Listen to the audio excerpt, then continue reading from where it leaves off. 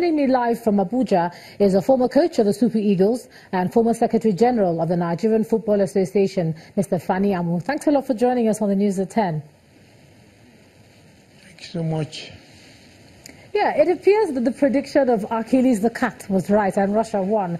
Are you impressed by the performance of the hosts from the game today and then the opening ceremony? Yeah, first and foremost, two games are meant to be played in the opening ceremony, which was played. Some of us who have preempted the result of today, so it could go either way. But the issue is to ask how far they may be able to go in the championship. It was a good game, 5-0 in an opening World Cup ceremony.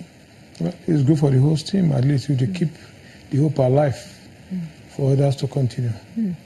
Do you think predictions would be the way to go in this World Cup? I mean, I heard what you said about the preempting the result there, but some people didn't see Russia's performance coming. Do you think predictions, even where we are concerned, would be the way to go? I'm not used to say, I don't talk about prediction, but when you have the history of teams like Russia and Saudi Arabia coming to the football circle, then Saudi Arabia is an underdog. They qualified in the series through a process. So the 32 teams are in the World Cup. They are aspirants to win the trophy. But what I'm trying to say is that there are some names you mention,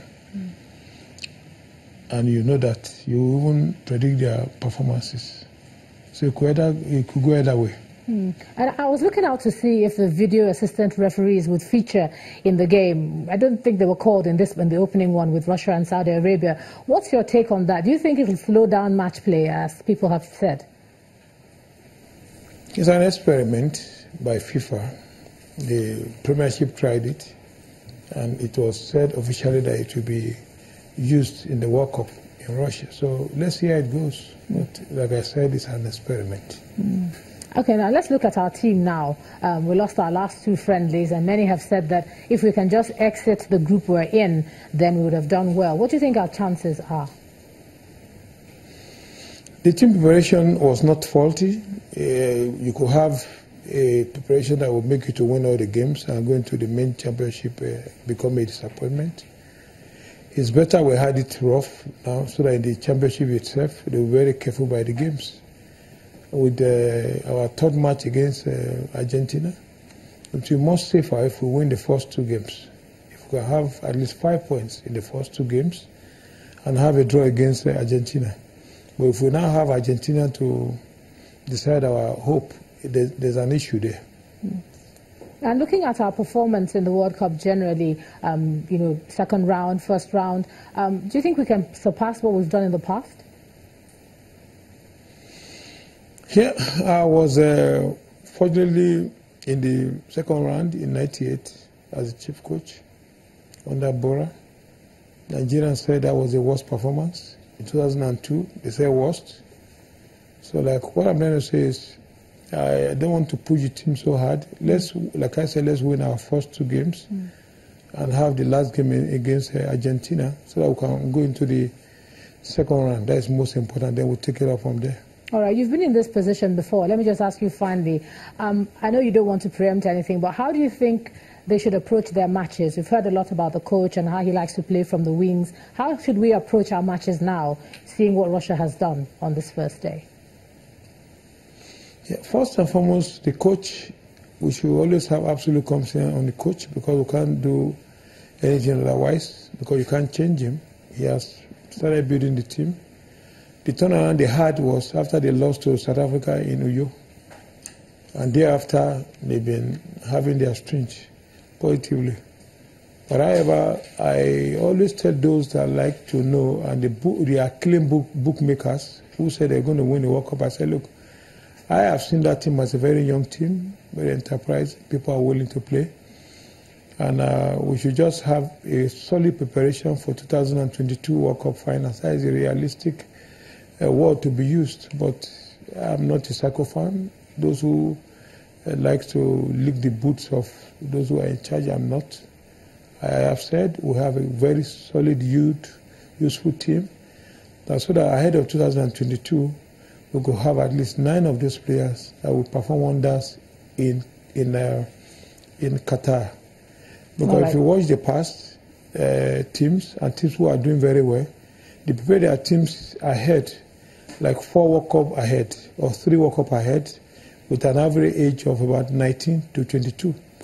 When they are playing the finals, after 3 consecutive times, they will be approaching between 28 and 32, and they perform very wonderfully well with some youthful players to reinforce the team.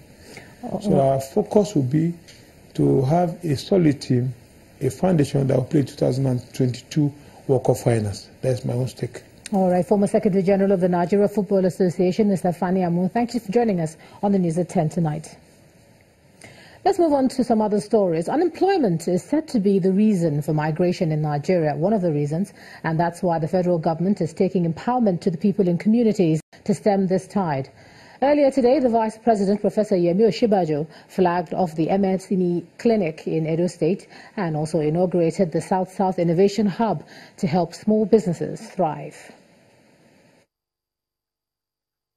We are Edo, and we are children of the red earth. We don't trade our lives for half pennies and half things. We are the ones that will build this nation. I said, please, please. These moving words set the tone for a strategic event, one which seeks to advance the federal government's social investment initiative. Thank you. Top on the agenda is the reduction of irregular migration and human trafficking, especially from Edo State. And the governor has a plan. We are now creating what we call ward development committees that is populated by people who reside in their domains, in their wards. We get feedback from them. They tell us exactly what their development priorities are, and we couch their needs, be it schools, be it roads, be it infrastructure. We design what we believe the peculiar ward needs, and we then have a policy implementation structure. Vice President Professor Yemi Osinbajo then rolls out the federal government intervention plans, one of which is the empowerment of micro, small and medium enterprises through the MSME clinic and the Empower program. The important thing for us as a government is to make sure that we deal with the unemployment problem. We will deal with it in 2 ways. One, by direct employment. That is what we're doing through the Empower program. We'll also deal with it by giving credit to people who want to work, whether it is to market women or artisans, the M-Build, the N-Agro, N-Teach and all that. Some of the beneficiaries of these programs are said to be present here, and they joined the Vice President and Governor on stage. With certificates, proudly displaying their certificates. Another highlight of the Vice President's visit is the inauguration of the South-South Innovation Hub, which is set to be the first and largest in the region. This facility will encourage technological innovations, which should in turn provide jobs for the unemployed, not just in the state, but in Nigeria. The promise of the federal government is to take these programs to all parts of the country to improve the lives of the most vulnerable. In part 2, after the break, President Muhammadu Buhari asked Muslims in Nigeria to let the teaching of Islam reflect in their conduct as they prepare to end the holy month of Ramadan. That's in a moment. Please stay with us.